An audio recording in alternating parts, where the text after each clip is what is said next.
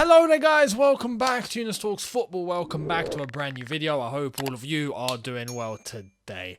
It's a little bit of a weird time for Chelsea at the moment, isn't it? It honestly is looking like now Kounde off to Barca. We've been screwed again.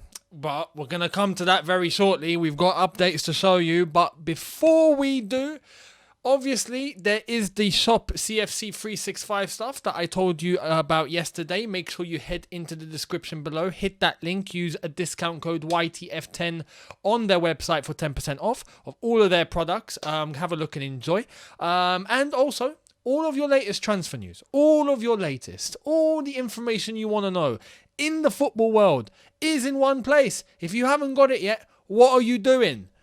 The OneFootball app. Make sure you hit that link in the description too. Download the OneFootball app for all of your latest, all of your info as we head into the new season. And as the season begins, you're going to start getting things like stats, player stats, team stats, results, fixtures, schedules, all sorts, and your news for your team and beyond. OneFootball, link in the description. Get it now. Much appreciated. Now, let's dive right into the chaos. Because this is what it's beginning to feel like. This pre-season has not gone well. And on top of that, the players that we thought we would be getting, we keep getting screwed left, right and centre now. Yes, we've got two through the door. Is it enough? Hell no. And other players that we've gone for, Barca keep coming in at the last minute and they keep hijacking stuff. So, yeah, the hijackers have been hijacked twice. Unbelievable. Here's the latest. Fabrizio tells us Barcelona are now getting closer to Kounde. Positive contacts also in the morning. Personal terms are fully agreed with Kounde, working on the final bid. Chelsea are tired of waiting for the green light, ready to explore other options if it doesn't arrive soon. We also have the Telegraph saying Barcelona close to beating Chelsea for a second time this summer in the fight for Kounde. Here's the thing. I have to say this off the bat, right? Todd Boehly and this new regime that we have at Chelsea, I think there's a big positive and I think there's a big negative here that I think we've realized with the pattern of the way that we're doing things, in terms of business. In terms of the positive, we are being quick.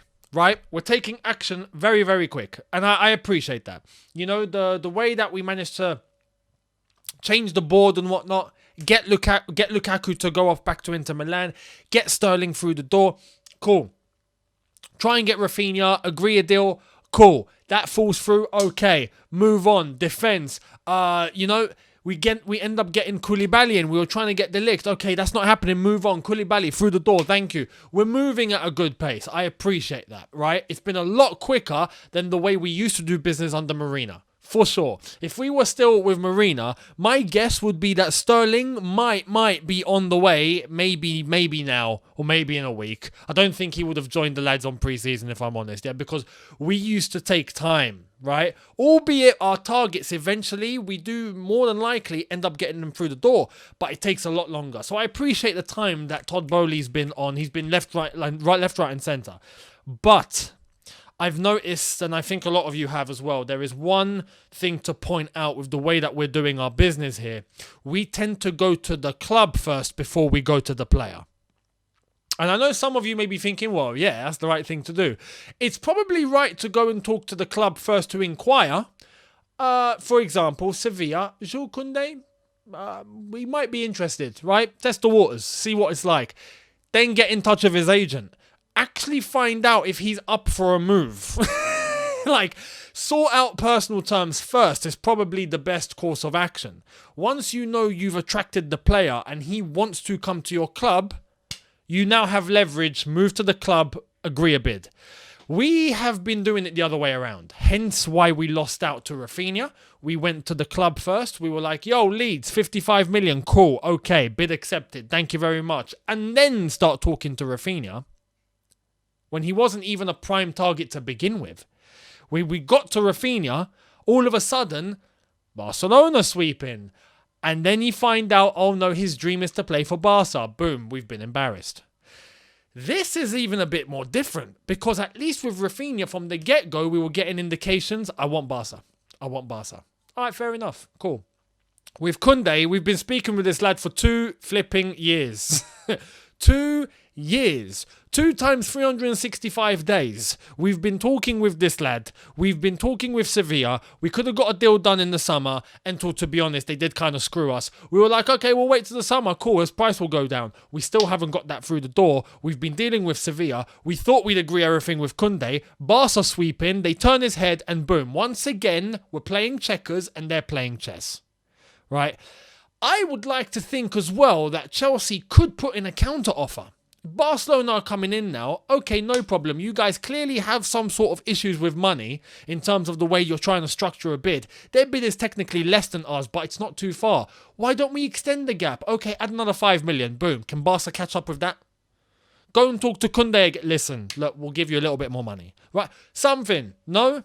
It just seems like Barca coming in when they know that they have all the information they need because we've let out too much. And then we put in a bid last Thursday. It's now Monday and Chelsea are still sitting, waiting for the phone to ring from Sevilla to give us the green light. That's not a good way to do business. It's just not. It's not efficient. It doesn't work. You're giving an advantage to the adversary. You're giving your opponent free to do whatever the hell they want. It's not cool. So now it's looking like we're going to lose Kounde. And then I hear this, and I'm going to show you this, and I think this is just done out of spite, if I'm honest. And I have to say, on paper, it does look good, but realistically, it's not right. It's not right. That's my opinion anyway. What's yours? Let's get into it. Chelsea are offended by recent events, namely the Blaugrana beating them to Rafinha and now trying to snatch Jules Kounde from their clutches. They've rejected a €4 million offer for Azpilicueta and are in no mood to help out the La Liga side. See, now we're getting offended. Now we're getting personal. Now we're getting, It's now starting to feel like, oh no, you took everything from me. I'm not going to do anything with you. It's becoming a little bit childish now. As I've said, on face value, when I look at it, yes, I'm like, yeah, no, you know what? We ain't selling to you. Yeah, Barca, no, get lost. We're not doing anything. You're not taking our players. But we need to let Aspi go. We need to let Alonso go. There's no one else coming in for these guys. We're going to be left with even more deadwood. You want to hurt Barca? Take their money. Take their money. You hurt Barca. Try and up the fee to as much as you can for Aspi and Alonso. If that first you were willing to let them go for 4 million, tell them no. We're going to up it to 7 million. It is 7 million. Take it or leave it. Right? You clearly have money now. Right? You've taken all of our targets that we wanted. Right? Okay, cool. You clearly have money to afford. Give us. Well, for both players, Alonso and Azpilicueta, cool. We're talking 25 million. You can take both players. Or you know what? 30 million. You can take both players. Try and upsell it. That way, if they do come to a bit of a compromise, you still take a good amount of their money. We're just going to be left with Aspi and Alonso hanging about. And as much as I love Aspi, legend, right? I've already established that. Even Alonso, his contribution since he's come in under Conte, fair play. Right? Fair play. But they don't have a place in this team anymore. It's done. It's over. What are we going to do? Keep them until they're 45? No. What are we doing? The fact that we are now, well, if this is legit, this has come from Sport Witness, AS in Spain, tend to be reliable with the Spanish sources anyway. But if we are actually offended because Barca have actually come in and done smarter business than us, you can't let emotions get in the way of business. That's just not how it is. You can't get emotional when doing business. If you do, you're going to get screwed. And clearly, we've been screwed. Maybe we're being a bit too emotional. I don't know. Look, Barca have played a blinder, right? Barca have been smart. I'm not saying what they've done has been clean, because we have to put something in perspective here. It's not normal that there's all these players willing to just take loads of pay cuts. Yeah, no problem. 40%. Yeah, it's fine. No problem. And just, want to go to Barca. Maybe there's things in those contracts that are going to come later for them that we don't know. Who knows? I think there's got to be an incentive. There's got to be an incentive for these players. They can't just be accepting less money for nothing. Surely? Anyway, I don't know. That's just an opinion. I have to say, I'm not putting allegations out. That's just an opinion. But we can't get offended by that. We just got to move on and try and find other players. There are other players. They do exist. How about we get our scouting right? That's a start. Honestly, look, hopefully we get some alternatives. But talking about alternatives, if we are going to move on from Kounde, Nizar Kinsella tells us that there are some players lined up. It's the usual suspects, though. Check it out. Chelsea have lined up 3 alternative targets to Jules Kounde in Milan: Skriniar, Presnel Kimpembe, and Josko Gvardiol. But they are all imperfect options. See, now we're just left with 3rd and 4th and 5th best, really, isn't it? Skriniar, you'd take him. Is he going to leave Inter Milan? No, I don't think he is, personally. Kimpembe is someone that I think we can snap up from PSG, even though we know he's happy in Paris, but we've got to put in the money first. We've got to put in an offer that PSG are going to be happy to take, and then they'd probably let us talk to Kimpembe. That has already been documented. Gvardiol, I think, is the guy that all of us would probably go to. Okay, get him first. Yeah, he's the guy to go to. Are we going to get him, though? Don't know. Now, it's already come out that Thomas Tuchel wants 3 more players because of what's happened in pre-season. He wants 3 more players, including centre-backs and including attackers. And I'm all for that, right? But even then, I still don't think we're complete. Based on our pre-season so far, well, I think we need more than 3 players now. It's not looking great, right? Let's be real. And Thomas Tuchel, apparently, in pre-season, has had some reservations as to how it's all gone down.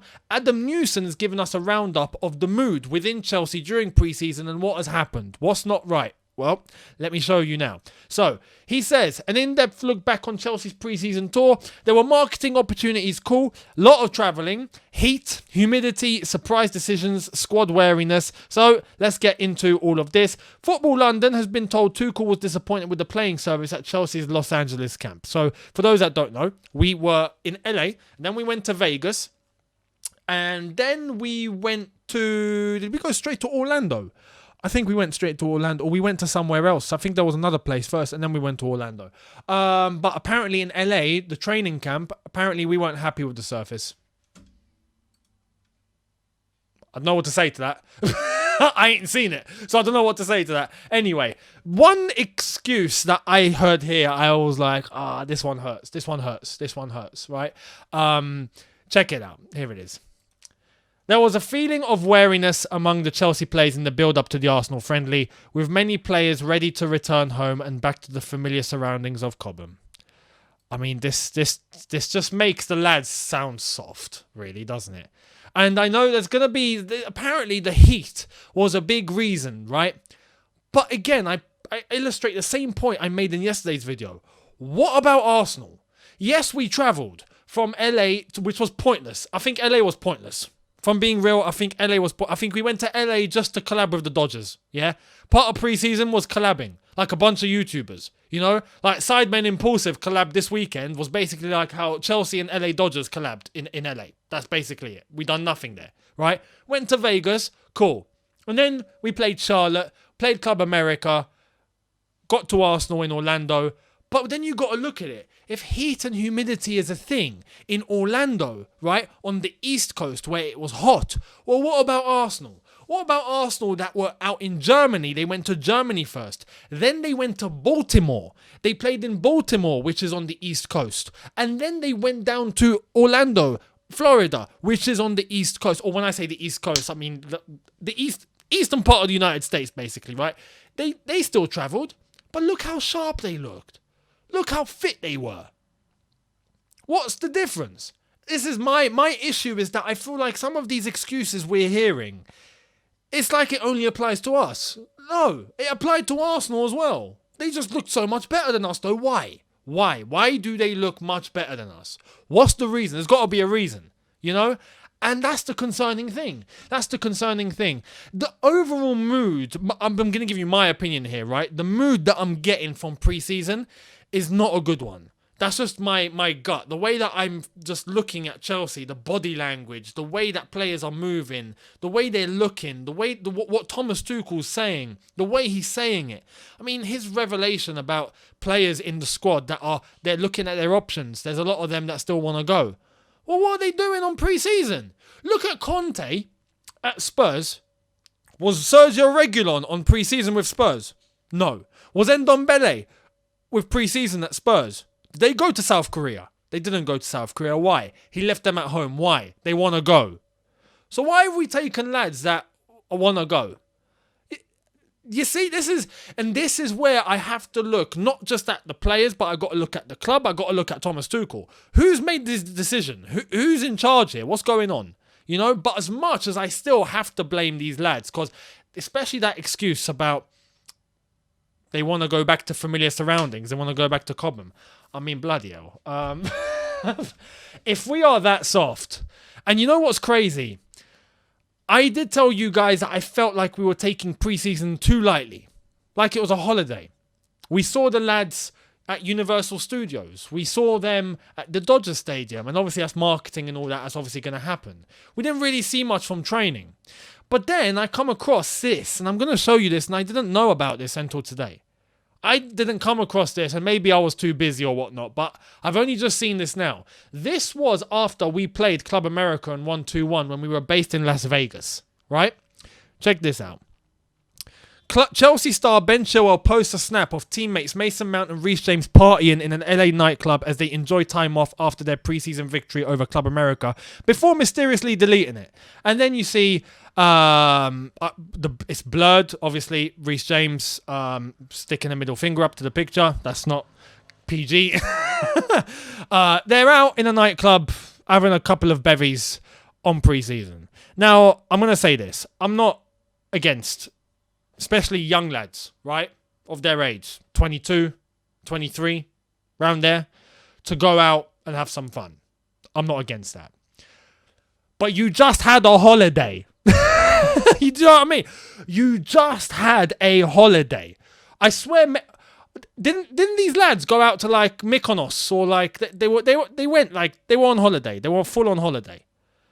Then you go on pre-season and then you decide to hit the clubs. Now, the context I want to bring to this is maybe these lads, you know, didn't get absolutely smashed. Maybe they went out after the game. Maybe they didn't stay out too late, right? Maybe they just had maybe a couple of drinks, couple of pictures snapped, and they went back home. Yeah, it's a possibility. But let me tell you this.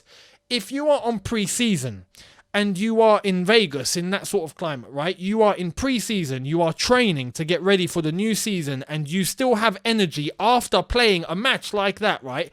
And the training beforehand, to go out during that night to a nightclub, you still have the energy and you still have that, yeah, let's go out. Let's go and have it large with the lads, right? If you still have that and you're not after the game thinking, I just want to relax, I just want to sleep, right? I just want to relax. I'm tired. If you don't have that, you didn't do hard enough.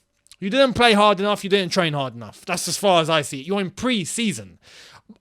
Am I misreading pre-season? Is it me?